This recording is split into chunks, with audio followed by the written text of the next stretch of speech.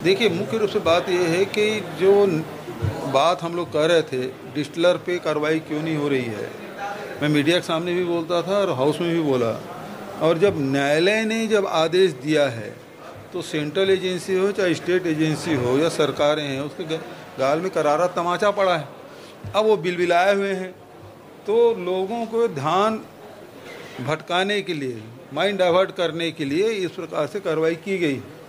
जितने कांग्रेस भवन बने हैं उसमें जो पीसीसी से जो सहयोग दिया गया है वो पूरा ऑडिट होता है, वो सेंट्रल एजेंसी के द्वारा ही ऑडिट होता है, तो उसकी जानकारी में है।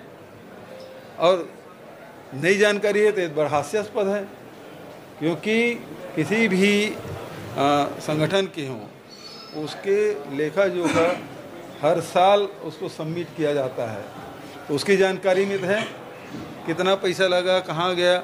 अब ये लोगों के ध्यान भटकाने के लिए यही काम तो ईडी आईटी का रह गया है कि कांग्रेस को बदनाम करो।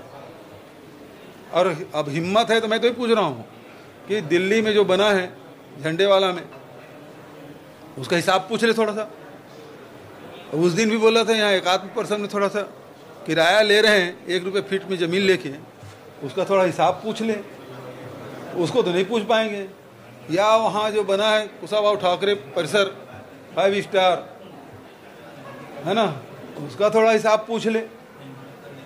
कांग्रेस की पूछेंगे क्या?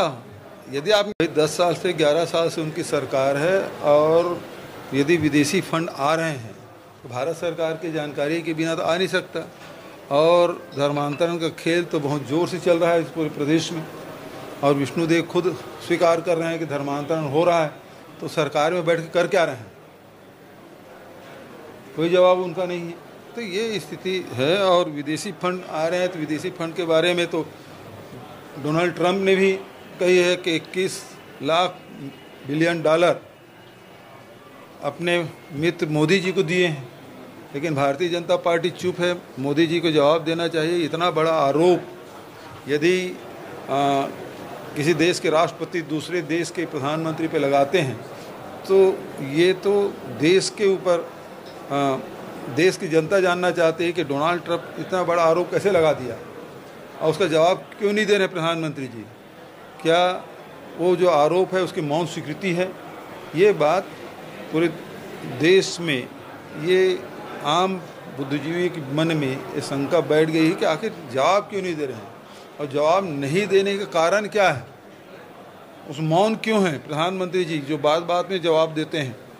तो इस इतना बड़ा आरोप लग गया और डायरेक्ट प्रधानमंत्री पे लगा। आज तक कि किसी ने आरोप नहीं लगाया था, लेकिन पहली बार प्रधानमंत्री पे सीधा आरोप लगा है कि 21 लाख बिलियन डॉलर उसको दिया गया है, और उसके बाद भारत सरकार चुप है।